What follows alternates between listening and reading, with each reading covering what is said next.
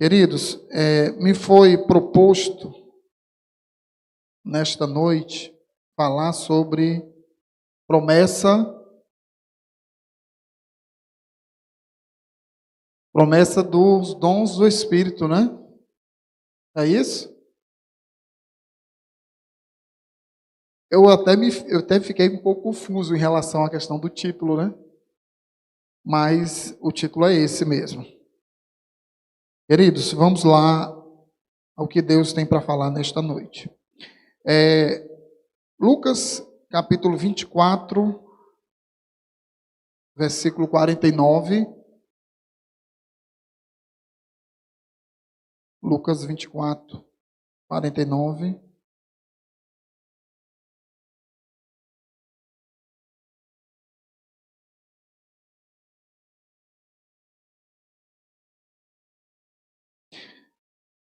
Aliás, eu vou improvisar aqui algo que eu estou sentindo. Antes de falar basicamente dentro do tema, eu gostaria de que você fosse ao Evangelho de João.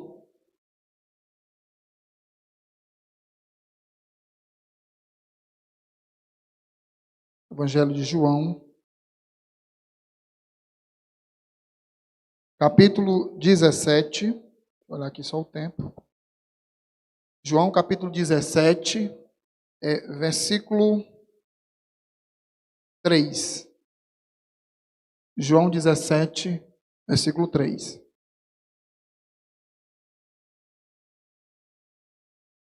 Nessa introdução aqui, não vou falar do tema da promessa dos dons do Espírito Santo. Né? Então eu quero que você, a princípio, não foque a ideia do tema, a promessa dos dons do Espírito Santo. Essa introdução diz o seguinte, João capítulo 17, 3. Esta é a vida eterna, que te conheçam o único Deus verdadeiro e a Jesus Cristo a quem enviaste. Queridos, para que nós possamos compreender a pessoa de Jesus, aliás, Deus, a pessoa de Jesus e o Espírito Santo. O texto fala ali sobre a vida eterna e diz que a vida eterna é esta, que te conheça o único Deus verdadeiro e a Jesus Cristo a quem te enviaste. Quando Jesus Cristo esteve aqui na terra, ele esteve com uma missão. E esta missão para com os homens era trazer a vida eterna. Era trazer a vida eterna.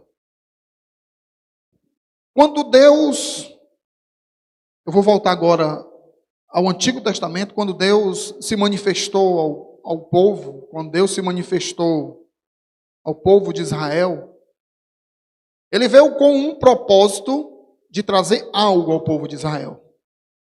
Ele veio para manifestar a promessa. Ele veio para trazer a lei por intermédio de Moisés. Então, na visitação, eu diria, na visitação de Deus a Israel no Antigo Testamento, ele veio para trazer algo.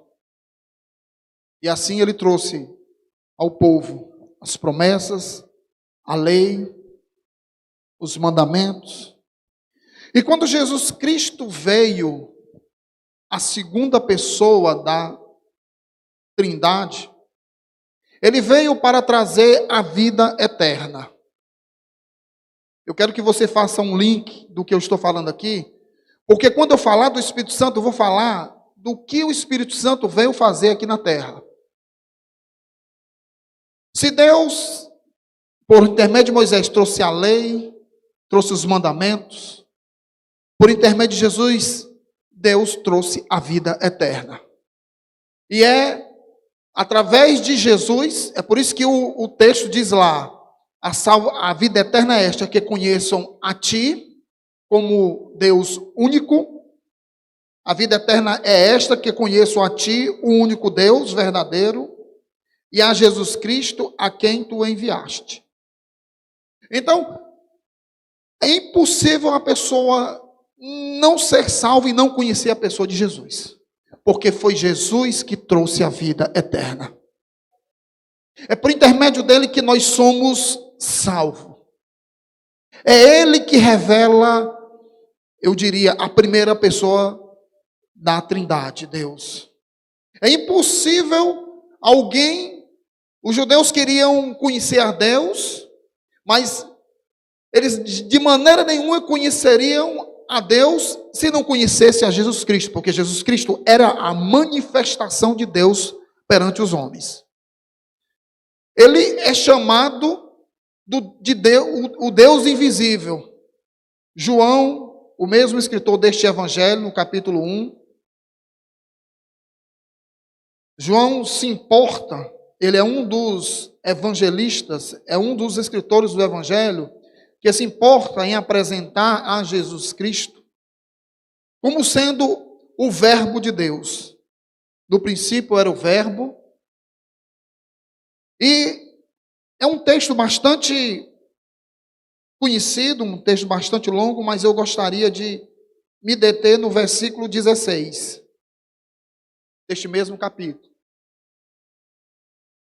Capítulo 1, versículo 16. Porque todos nós temos recebido da sua plenitude e graça sobre graça. Porque a lei foi dada por meio de Moisés. A graça e a verdade vieram por meio de Jesus Cristo.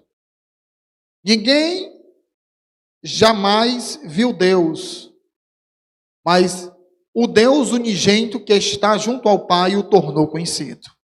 Ou seja, Jesus é a forma corpórea, visível de Deus para com os homens. E os judeus relutaram em aceitar, em olhar para Jesus e reconhecer que ele era vindo da parte de Deus. O desejo dos judeus era conhecer a Deus.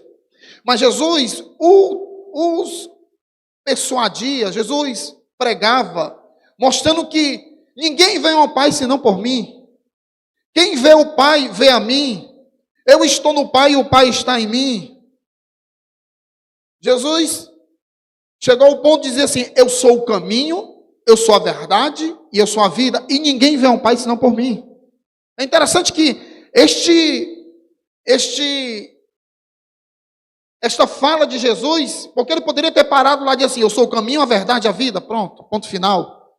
Que eu diria para vocês que é algo importante. Um caminho, a verdade e a vida. Você anseia, você deseja a vida eterna, pois Jesus disse: eu sou a vida. Você deseja conhecer a verdade, Jesus disse: eu sou a verdade. Você deseja estar no caminho certo, Jesus disse: eu sou o caminho. Então Jesus ali, naquela fala, ele diz: eu sou o caminho, eu sou a verdade, eu sou a vida. Eu diria para você que são 3 requisitos fundamentais e importantes. Ao homem que vem aqui na terra, ele quer saber se ele está no caminho, se esse caminho é verdadeiro e se esse caminho conduz à vida eterna. Mas Jesus não para nessa declaração de ser o caminho, a verdade e a vida. Ele diz: ninguém vem ao Pai senão por mim. Porque para os judeus, o que interessava para ele era chegar a Deus. Jesus era um simples homem. Talvez você tenha entrado neste lugar aqui e não tenha tido esta revelação de quem Jesus é. Jesus, de fato, ele é Deus encarnado, tornando-se visível, presente aos homens para trazer a vida eterna. Jesus disse: ninguém vem ao Pai senão por mim. Sempre negligenciado pelos judeus. Eu te conheço teu pai, tu é filho do carpinteiro, conheço a tua descendência. E Jesus sempre querendo trazer para ele que ele era vindo da parte de Deus e ele era a revelação visível da parte de Deus para com os homens. Queridos, no dia que você, eu creio que todos aqui, no dia que você chegar lá no céu, eu quero dizer que a figura que você vai ver é a pessoa de Jesus, porque ele é o Deus encarnado, visível aos olhos humanos. Então Jesus trouxe ao homem a vida eterna. Ele é a manifestação visível de Deus, e sem o conhecimento de Jesus, o homem não conhecerá a vida eterna. Até pela obra que ele realizou lá na cruz do Calvário. Então, entendido que Jesus trouxe a vida eterna, eu quero, neste momento aqui, falar da pessoa que sucedeu a Jesus. Porque ele disse, eu vou para o Pai, mas virá o outro Consolador para estar convosco. E esse outro Consolador era alguém tão Deus como o próprio Cristo, o próprio Jesus. Quando ele disse o outro, ele estava a declarar que é alguém da sua categoria, alguém a sua mesma posição, pois Jesus disse, importa que eu suba, que eu vá, para que ele desça. Então, Jesus morreu, ascendeu aos céus, e agora nós vamos lá para Lucas, capítulo 24, versículo 49, que é o texto inicial. Lucas 24, 49, as palavras do próprio Jesus diz, eu envio a vocês a promessa de meu Pai, mas fiquem na cidade até serem revestidos do poder do alto. Queridos, eu muitas vezes eu fico espantado, porque eu não combinei com o pastor Iranildo para ele fazer a citação do texto de Isaías, mas o texto de Isaías fala justamente do espírito de sabedoria, do espírito que estava sobre o Cristo e que viria sobre os judeus. Quando você lê a Bíblia, sempre faça referência aos judeus, porque Jesus falou aos judeus, embora esta palavra tenha validação também para nós, em muito sentido e muitas vezes. Mas quando Jesus falou aqui para os judeus, Jesus disse, eis que envio sobre vós a promessa de meu Pai. Qual era a promessa que tinha o judeu a esperar da parte de Deus? Qual era a promessa que ele tinha da parte de Deus?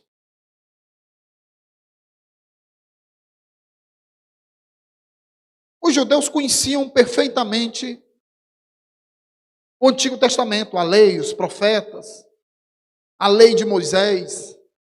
Eles conheciam perfeitamente. Até então, o Novo Testamento não existia, porque o Novo Testamento veio pós Jesus Cristo. Porque o Novo Testamento começa com os evangelhos, e os evangelhos seria a narrativa de Jesus. Então, quando Jesus falou, ele falou para os judeus. Quando ele falou da promessa do Pai, eles sabiam qual era.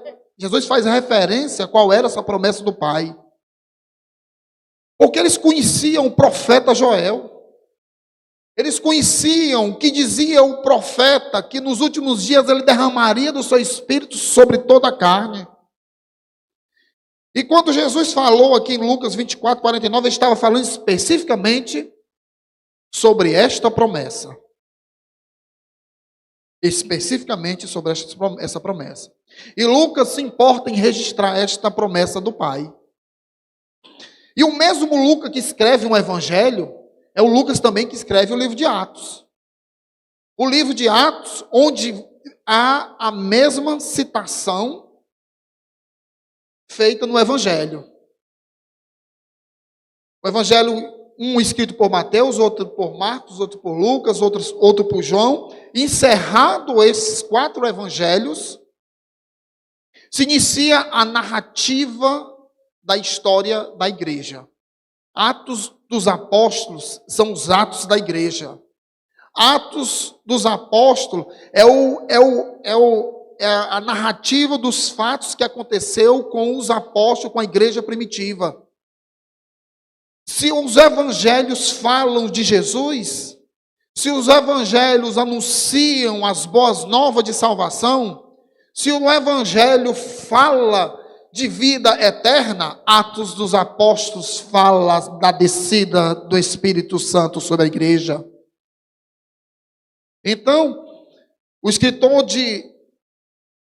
do evangelho, Lucas, no final do evangelho, ele fala desta promessa. E quando ele escreve Atos capítulo 1, versículo 4, ao versículo 7,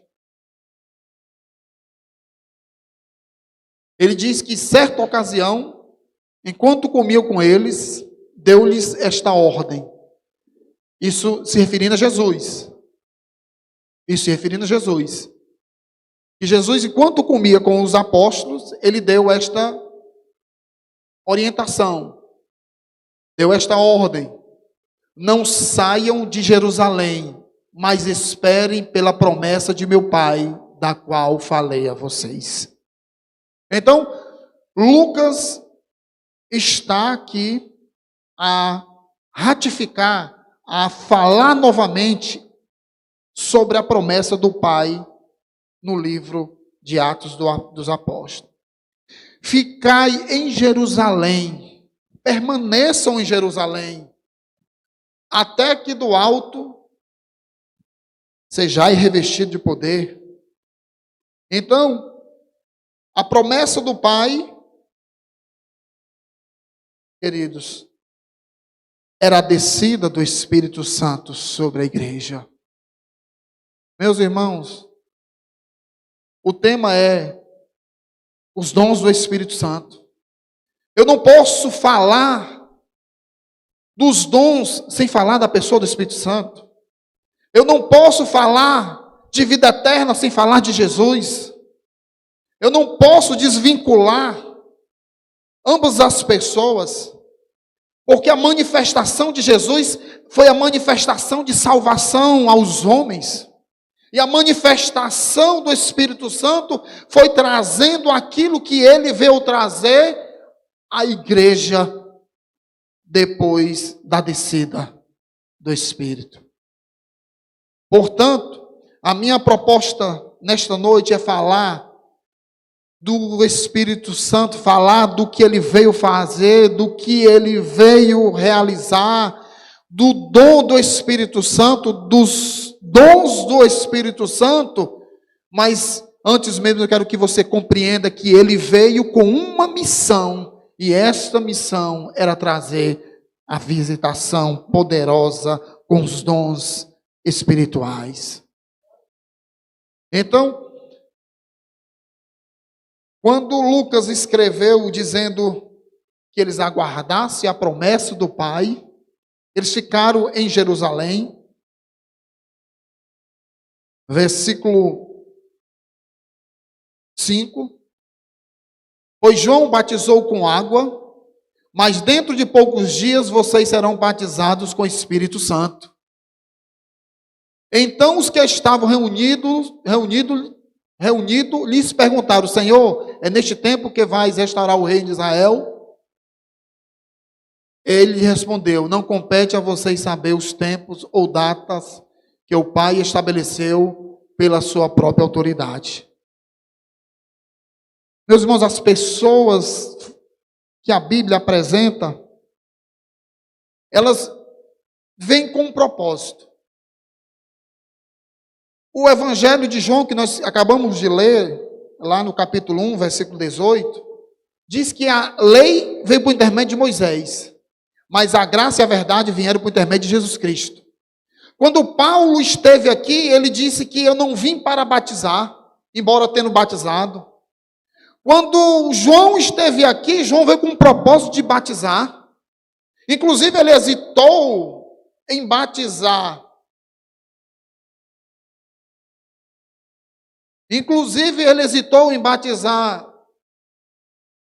A Jesus, mas o propósito de João era batizar a Jesus, era preparar o caminho. Porque quando Jesus chegou, ele chegou já sendo anunciado, já sendo falado por João Batista. Quando Jesus chegou, já existia alguém lá no deserto, que ele diz, eu sou a voz que clama. Aí ele diz, endireitai o caminho, preparai a vereda, raça de víbora. Assim ele rotulou os religiosos. Então, João veio com esta missão, preparar o caminho. Paulo veio com uma missão. Jesus veio com uma missão, mas também o Espírito Santo veio com uma missão. E esta missão é preparar, é revestir, é na sua descida, como diz o livro de Atos, capítulo 1.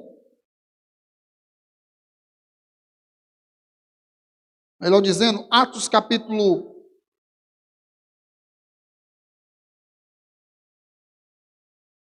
1:8, recebereis poder ao descer sobre vós o Espírito Santo. Pois bem, quando o Espírito Santo veio sobre a igreja, quando no dia de Pentecoste eles estavam lá orando, o Espírito de Deus veio, a promessa se cumpria, eles ficaram em Jerusalém. Eles ficaram, como disse Lucas, no capítulo 24, eles aguardaram a promessa, eles foram obedientes, eles permaneceram em Jerusalém, até que do alto foram revestidos pelo Espírito Santo. Até que do alto foram revestidos pelo Espírito Santo.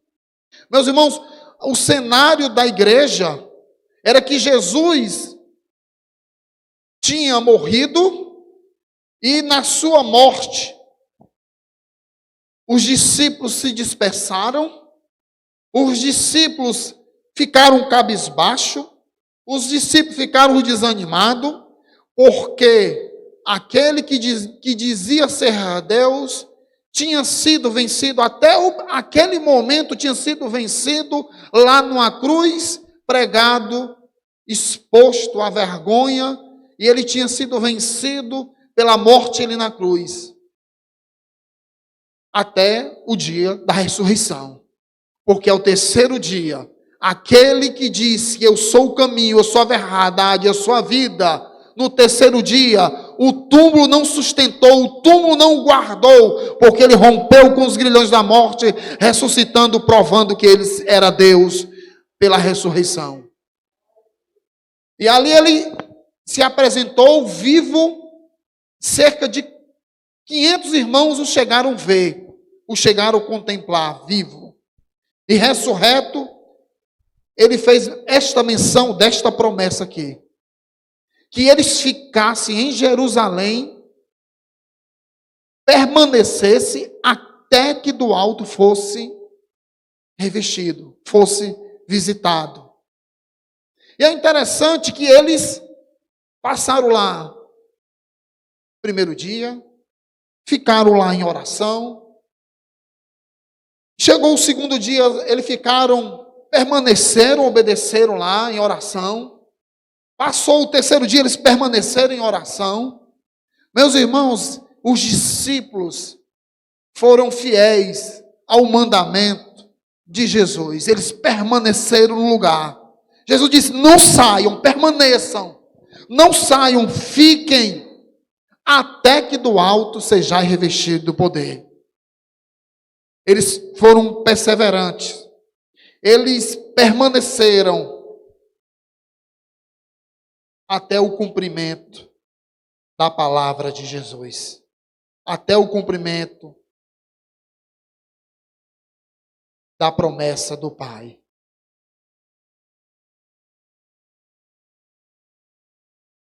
Portanto, eles permaneceram ali, em Jerusalém, não saíram, E como eu aqui falei, Jesus disse, versículo 8, mas vocês receberão poder ao descer sobre vós, Atos capítulo 1, versículo 8, ao descer sobre vós o Espírito Santo, e serão minhas testemunhas, tanto em Jerusalém, como em toda a Judeia e Samaria e até os confins da terra. Qual foi o papel da descida do Espírito Santo? Da visitação do Espírito Santo sobre a igreja. Era revestimento de poder. Era a preparação para um novo momento. Porque os discípulos tinham Jesus enquanto ele estava vivo. Mas agora, com a sua morte, eles não tinham mais a presença de Jesus com eles. Mas Jesus disse que não muito depois daqueles dias, eles receberiam a promessa do Pai. Se os israelitas, se os judeus tiveram a presença de Deus caminhando com eles no deserto, se os apóstolos tiveram o próprio Cristo caminhando com ele ali na Judeia, a igreja não ficou de fora. A igreja não ficou órfã, a igreja não ficou só, porque sobre a igreja desceu o Espírito Santo com poder para capacitar aqueles que dariam continuidade à obra de Jesus. Por isso, a importância do Espírito Santo. Este aqui era o momento do Espírito Santo. Se Jesus não subisse, o Espírito Santo não desceria. Se Jesus não morresse e ascendesse ao céu, o Espírito Santo não desceria.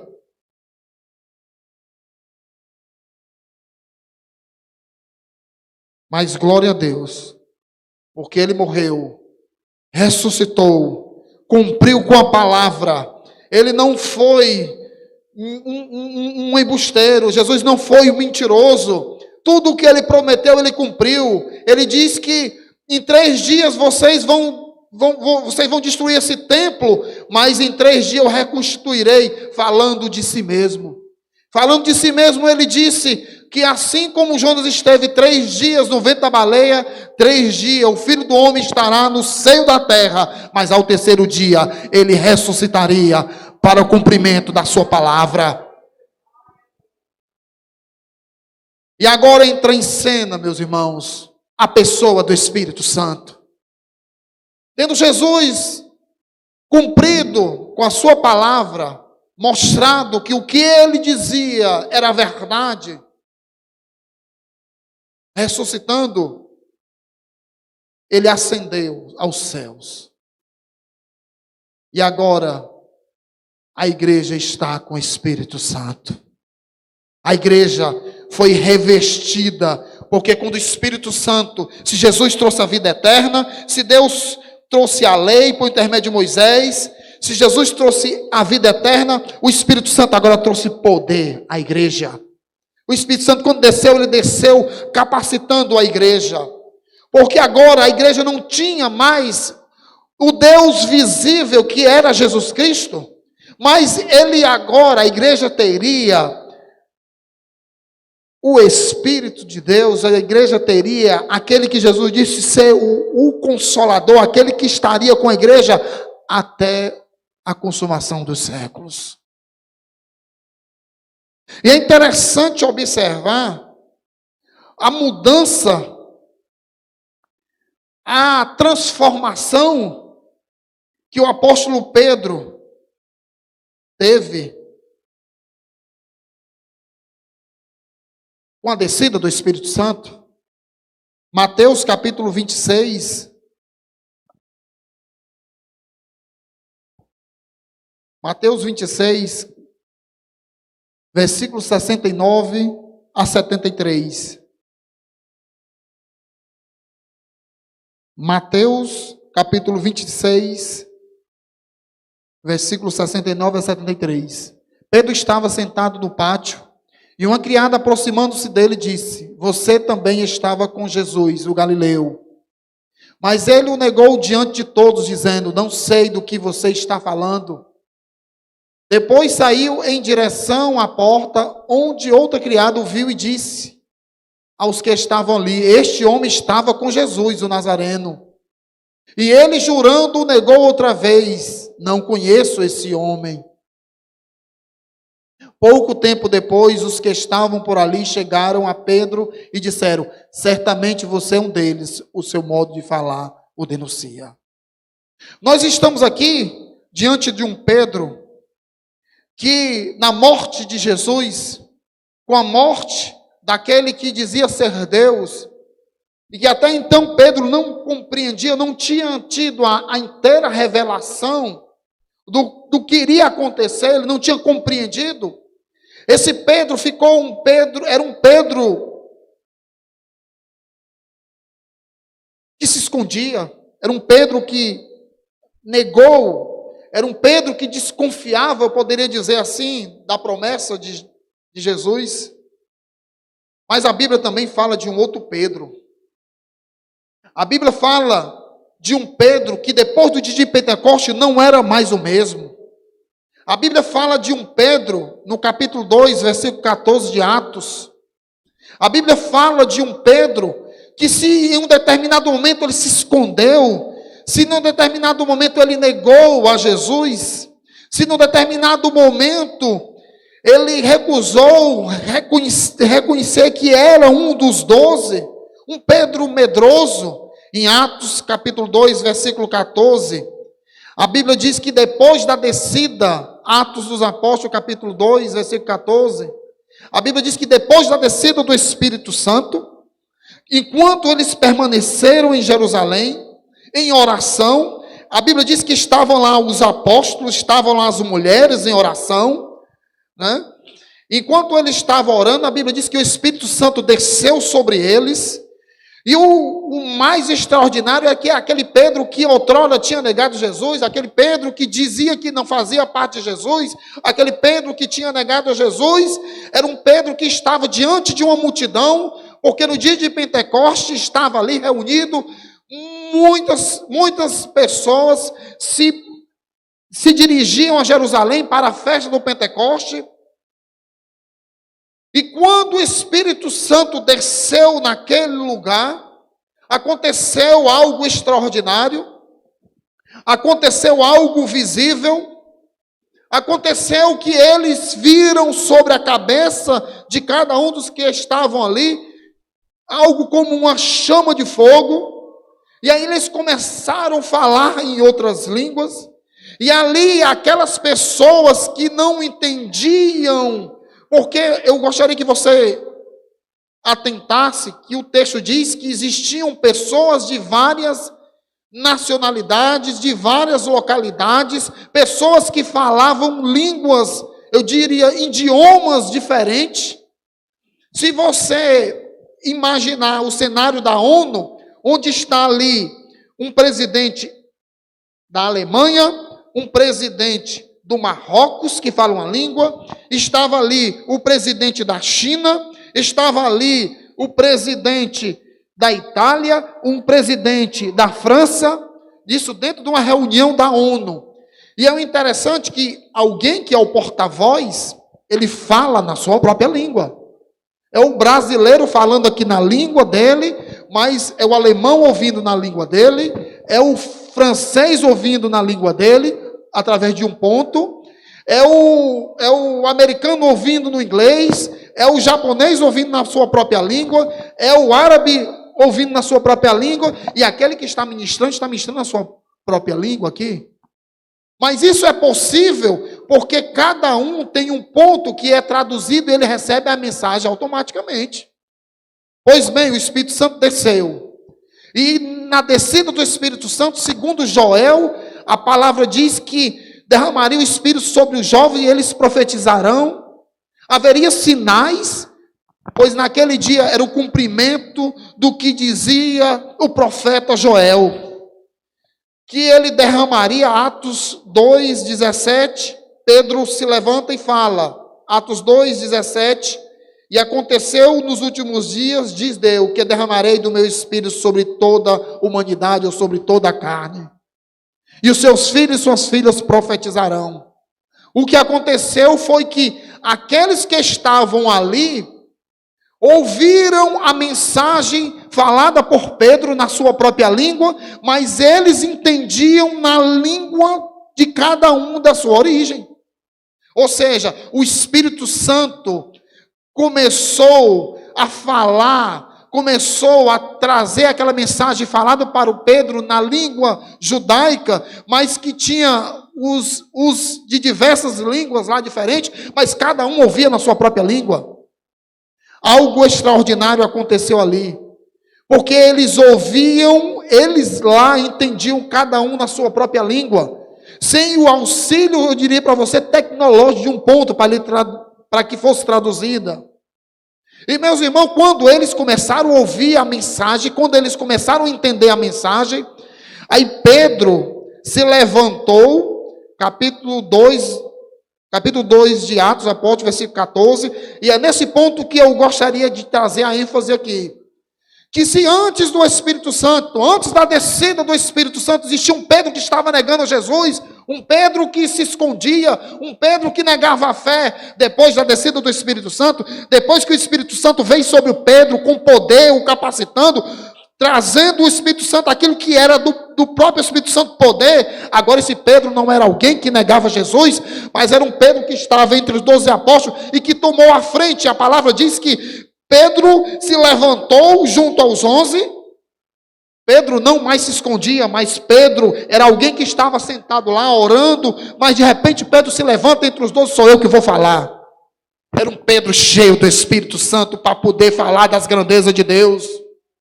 Meus irmãos, quando nós formos cheios do Espírito Santo, quando nós tivermos um verdadeiro revestimento de poder, meus irmãos, nós teremos a ousadia, nós nos posicionaremos, nós não seremos mais um Pedro que se esconde, um Pedro que nega a fé, um Pedro que muitas vezes estava ali correndo para pescar, mas nós seremos um Pedro que irá se levantar no poder do Espírito Santo para falar, para anunciar, para proclamar, para fazer como ele fez no dia de Pentecoste, e aqui ele pregou para uma grande multidão. Quem era este Pedro agora? Este Pedro era um pescador, sim. Era um pescador, era um homem letrado.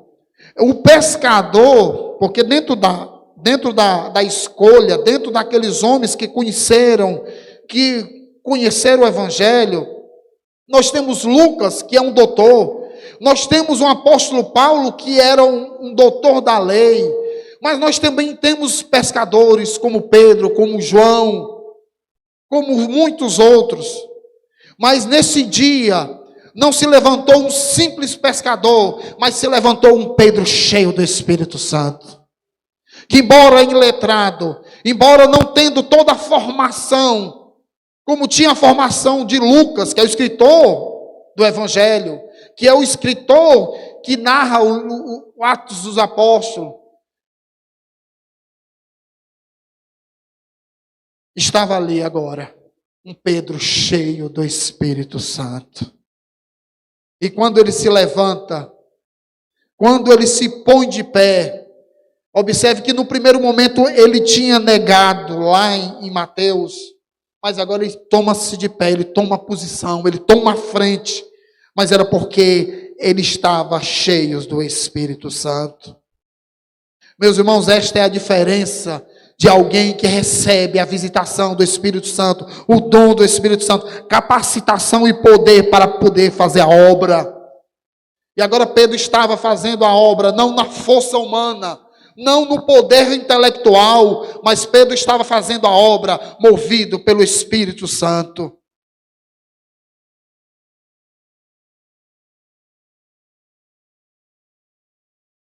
No versículo 37, quando Pedro, nesse capítulo 2, se levanta, anuncia que o que estava acontecendo ali era obra do Espírito Santo, profetizado por Joel. No versículo 37, a Bíblia diz que, Atos 2, 37, Quando ouviram isso, ficaram muito comovidos e perguntaram. Quando ouviram isto, ficaram aflitos em seu coração e perguntaram a Pedro e aos apóstolos: irmãos, que faremos? Queridos, aqui você vê que o Espírito Santo agora movia os corações por intermédio da pregação de Pedro. Pedro, a sua palavra não era uma simples palavra, mas uma palavra que tocava o coração daquele que ouvia, de maneira que ele diz: o que é que eu tenho que fazer? Meus irmãos, nós temos sim que evangelizar, temos que anunciar o reino, temos que falar de Jesus, para que os homens conheçam a vida eterna, mas acima de tudo nós temos que falar movido pelo Espírito Santo. Porque quando nós falarmos movido pelo Espírito Santo, meus irmãos, nós vamos ter pessoas dizendo: o que eu devo fazer agora? Qual é a minha posição?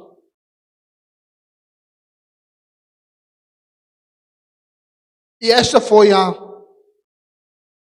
fala, esta foi o questionamento: o que eu devo fazer agora? Entendido que, porque o discurso de Pedro, se nós formos detalhar o discurso de Pedro,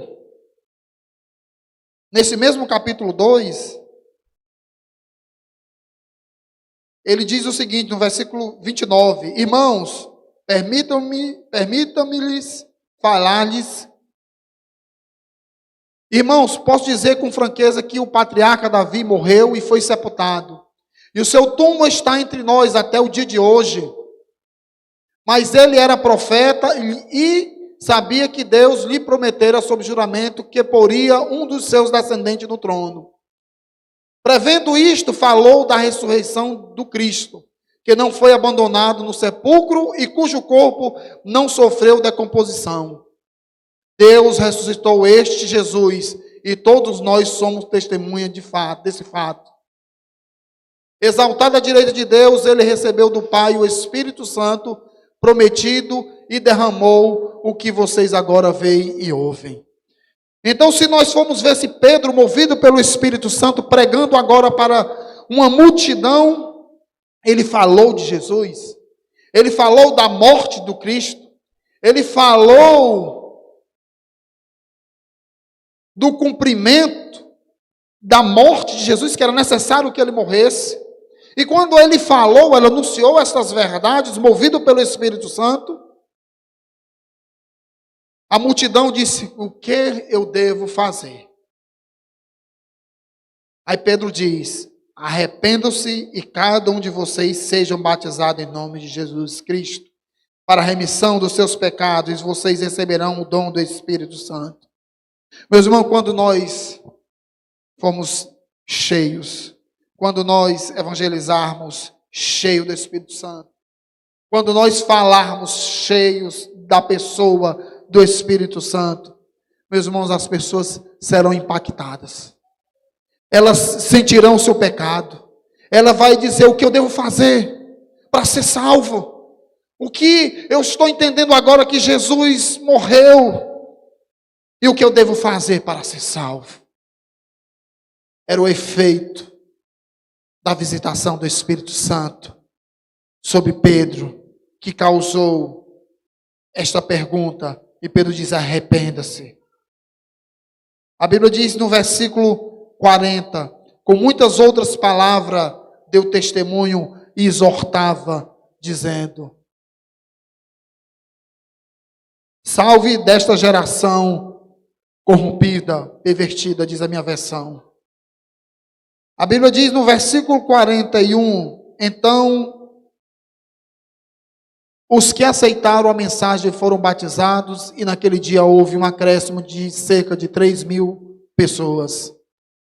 Esse Pedro, eu diria para você que ele não pregou para 3.000 pessoas.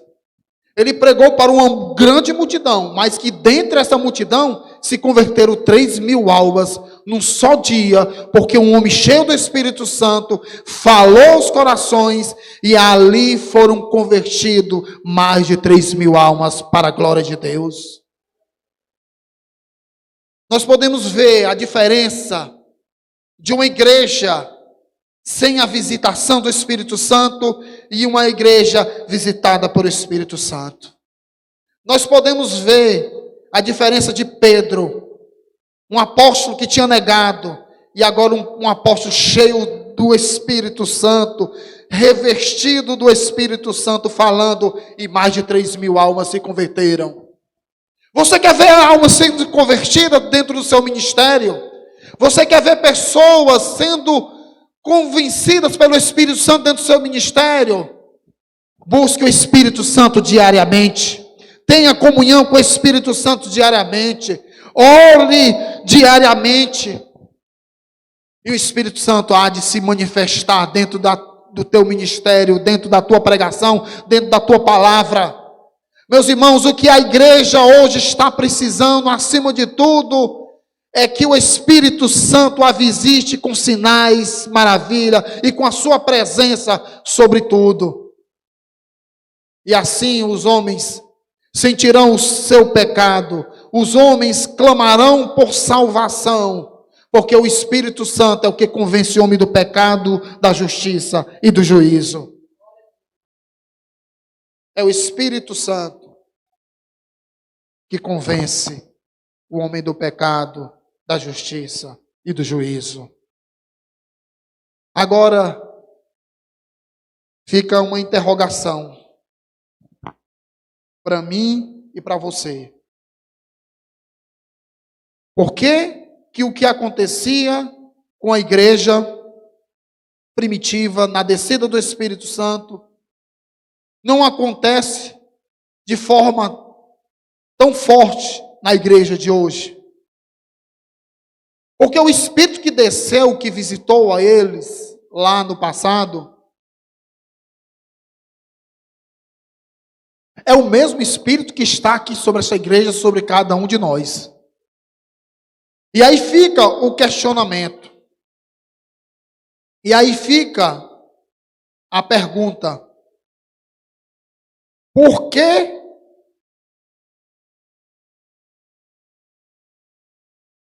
o que aconteceu lá na igreja primitiva não se repete?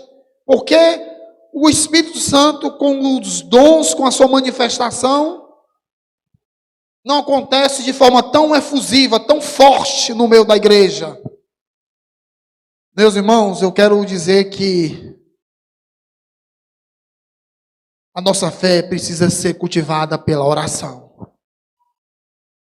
A nossa vida com Deus precisa ser cultivada com oração. No passado se dizia: muita oração, muito poder. Pouca oração, pouco poder. Se nós quisermos uma manifestação poderosa do Espírito Santo, nós temos que ter uma vida de mais oração. Oração diária. Oração incessante. Porque se nós formos ver a vida desse apóstolo Pedro aqui, a narrativa do livro de Atos, no capítulo 3, na sequência desses mesmos eventos, a Bíblia diz no capítulo 2, versículo 42, e perseveravam na doutrina dos apóstolos, na comunhão, no partir do pão e nas orações. Eles estavam lá perseverando em oração, permanecendo em oração. E a Bíblia diz que este apóstolo, diz mais em Atos dos Apóstolos, neste capítulo 2, agora no versículo 46, todos os dias continuavam a reunir-se no pátio do templo, partiu o pão em casa e junto participava das refeições com alegria e sinceridade de coração. A minha versão diz: diariamente perseveravam. Então, queridos, a igreja visitada pelo Espírito Santo era uma igreja que permanecia diariamente em oração. Perseveravam em oração. E no capítulo 3, na sequência da narrativa, A Bíblia diz que Pedro e João estavam se dirigindo ao templo para oração. É a oração que vai trazer o poder do Espírito Santo sobre a igreja. É a oração que fazia a diferença sobre a igreja apostólica. Era a oração que cultivava a fé da igreja apostólica. Meus irmãos, eu quero compartilhar com vocês que nessa campanha de Daniel, onde nós tivemos dias ininterruptos de oração, de ministração, nos colocando diariamente na presença de Deus, eu quero dizer para vocês que um certo dia, saindo, eu não me lembro exatamente, eu sei que foi dentro.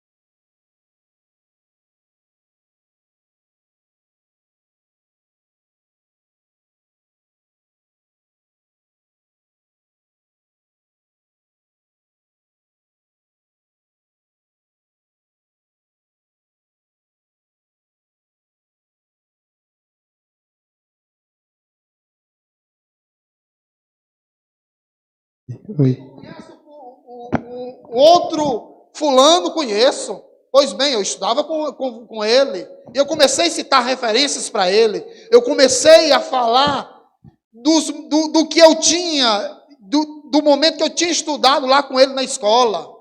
Meus irmãos, nesses dias que eu estive lá diariamente, nessa campanha, que foi a semana de Daniel em oração, meus irmãos, eu parei dentro de um supermercado.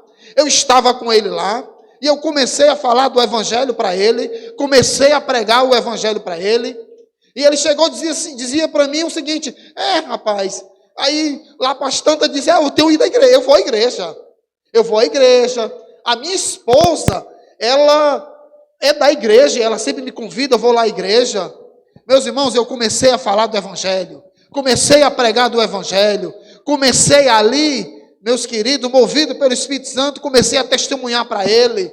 E comecei a falar para ele da vida eterna. Falei que se ele partisse dali sem conhecer a Jesus Cristo, de maneira nenhuma ele teria a certeza de vida eterna. Meus irmãos, eu quero dizer para vocês que eu me senti naquele dia algo diferente.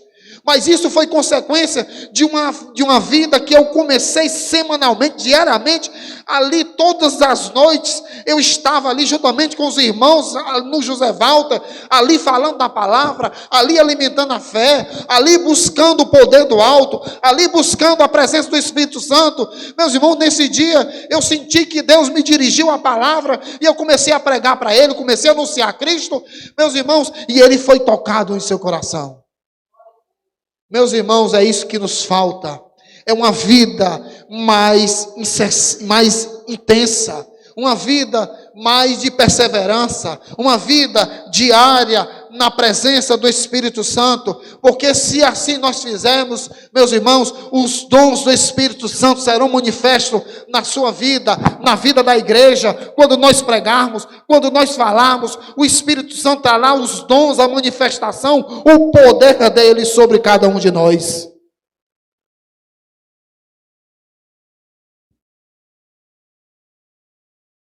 Tem um livro que diz Poder para Testemunhar, pois o Espírito Santo veio para dar poder àquela igreja que tinha sido intimidada, aquela igreja que tinha sido ali fragilizada com a morte de Jesus, e o Espírito Santo veio para dar poder para testemunhar. E é isso que nós precisamos, e é isso que o Espírito Santo vai trazer, é poder para testemunhar. E a partir da descida do Espírito Santo, uma igreja revestida, uma igreja agora sob o poder, sob a influência, sob a direção do Espírito Santo, é que veio a manifestação dos dons espirituais. É que veio a manifestação dos dons espirituais. É interessante que este Pedro, no capítulo 3, ele diz que ele subia ao templo para fazer o quê? Para orar. E até então, esse Pedro nunca tinha acontecido o que aconteceu com ele.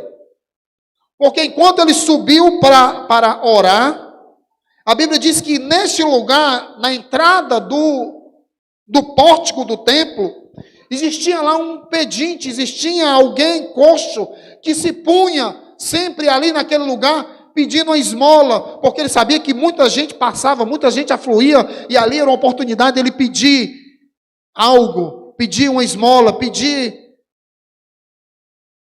uma moeda. E Pedro, ali cheio do Espírito Santo, agora, pós-Pentecoste, estava passando naquele lugar.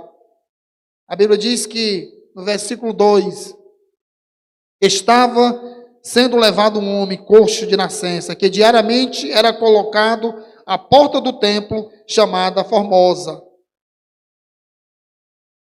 Um aleijado de nascença, que ali era colocado todos os dias para pedir esmola aos que entravam no templo.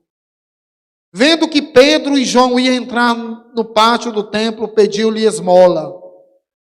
Pedro e João olharam bem para ele.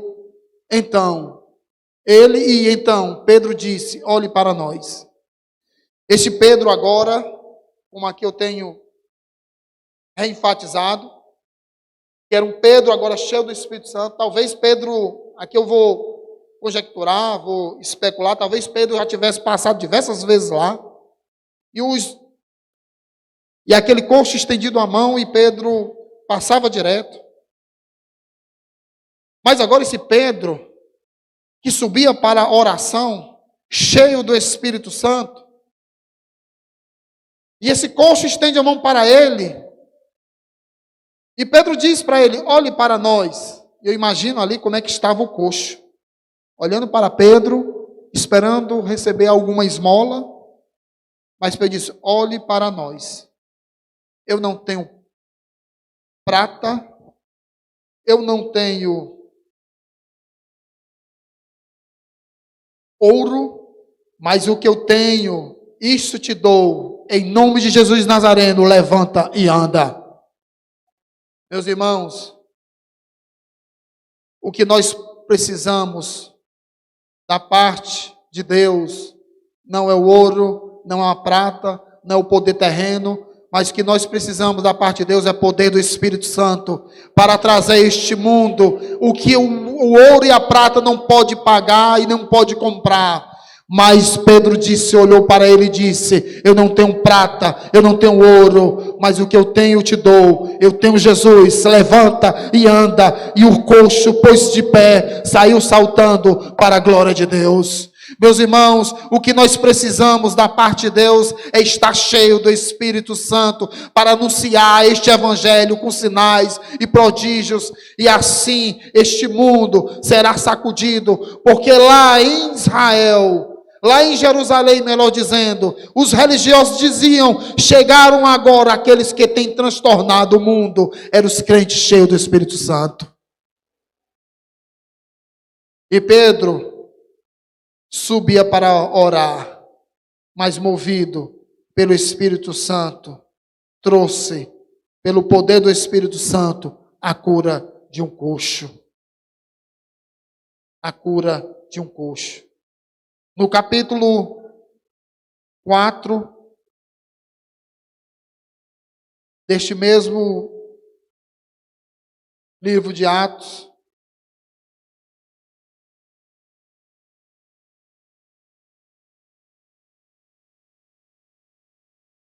capítulo 4, versículo 23.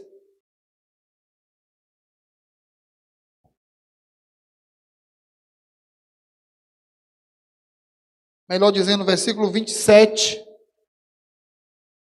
Porque de fato nesta cidade, Herodes e Pôncio Pilato, com gentios e gente de Israel. Eu vou ler na versão da NVI.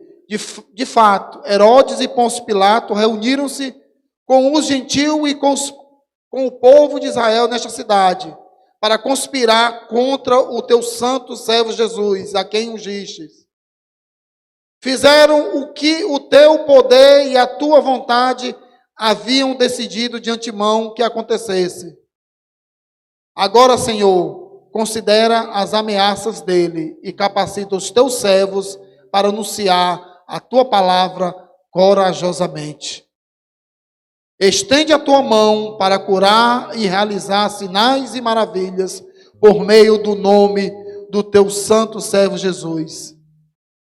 Depois de orarem, tremeu o lugar em que estavam reunidos. Todos ficaram cheios do Espírito Santo e anunciavam corajosamente a palavra de Deus.